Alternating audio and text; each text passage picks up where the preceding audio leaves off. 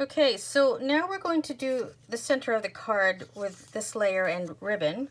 As you can tell, my ribbon is green, but here's a tip, guys. If you want to match your project with the exact color ribbon and you just don't have the right ribbon, this is what I do. I'll just take my plain white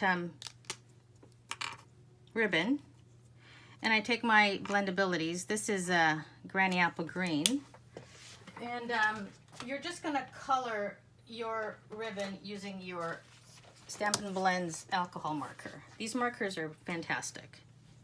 You can color anything you want. So I'm gonna use the broad end, and you can tell I just did some purple before this. So just go ahead and color.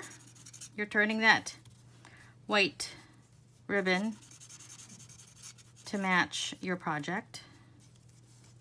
It's very fast, very easy.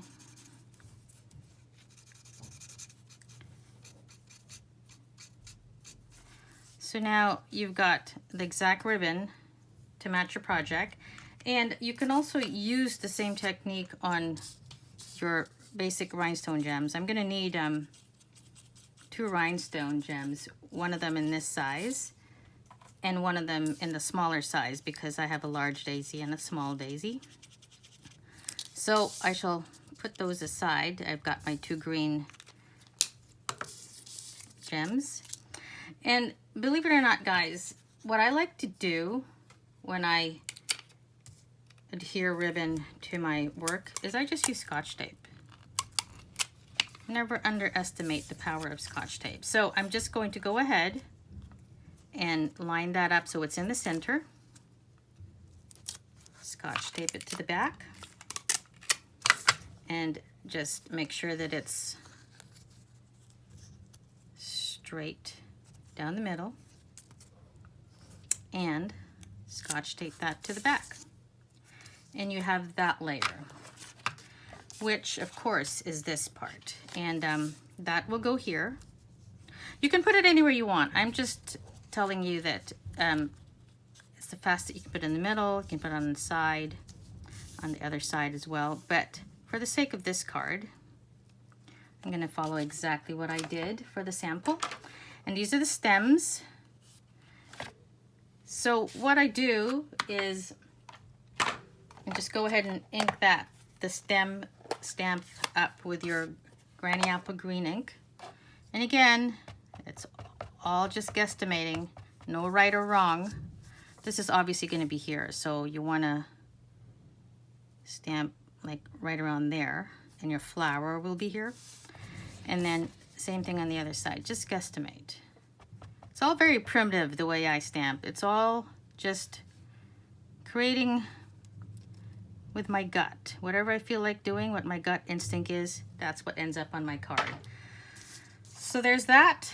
Now, I like to use the Mono Multi-Glue for several reasons. I like it because once you've added it on, there's still a little bit of time before it's permanent. And you can move your piece around your project so that it's right where you want it to be. I mean, I use the Stampin' Seal as well, but my favorite really to use for my projects is liquid glue. So there you go. It's right where I want it. I can move it around still if I wanted to. Don't think it's that straight, so move it around a little bit more. And now you have your center of your card. So the next step, of course, are the daisies, and you would I stamp them in Pool Party, the large and the small.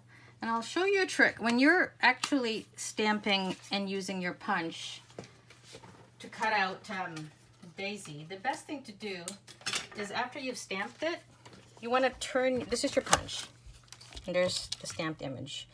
You want to turn your punch upside down so that you can actually see the daisy, and you can align your punch properly so that you get a perfectly punched out daisy. So remember, turn your punch upside down, and then you get that. So what you want to do, as you can see, is I have two flowers, but they're fuller than what the actual stamped image is, and that's because you need two of them. And again, here comes the liquid glue. You want to just add some glue to the center of your flowers. And you want to just layer them so that the petals alternate. And it creates an illusion of a fuller flower. So there you go. Two flowers. And I colored in the center with my Granny Apple Green marker, my Stampin' Blends.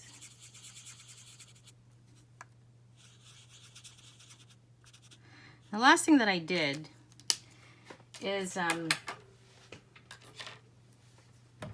take your flower, and I wanted it to kind of curve. So just take, you can use a pencil, you can use a pen. I'm using an old piece of equipment that I have for piercing holes, my little piercer from, I don't know, the 1990s, I think. So you're just creating some dimension by curling your flower petals like that. So there you go.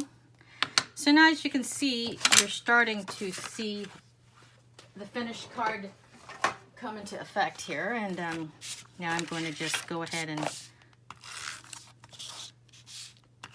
add, oops, sorry about that. Add my white layer.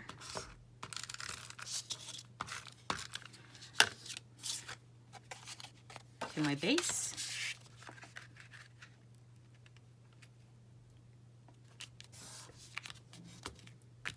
This, of course, will go right there, and this will go right there.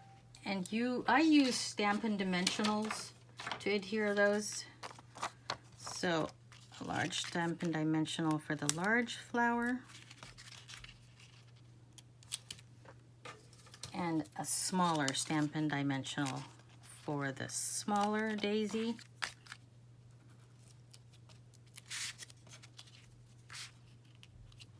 There you go. And of course, you can stamp, you can see how what I mean by a handmade card is never the same. Every time you make it, there's a difference between the two. Of course, you need to put your gemstones. And I also use my glue for that. These gemstones have a self-adhesive back, but I always like to add extra glue just in case. You just never know. See, there's some glue attached to it, so it's fighting with me. And I probably didn't even have to put some glue here, but I want to make sure it's not going to fall off because I plan to mail these cards. So, and that, just make sure. I don't know how they handle the cards. So there's the card. Of course, you can add whatever sentiment you want from the stamp set. You can add smile or friend. And this one here says, it's your time to shine. This says, the best moments in my life happen with you. So you can add your sentiment right here the way I did there. And there you have your finished card. I hope you enjoyed this tutorial. Join me again next time.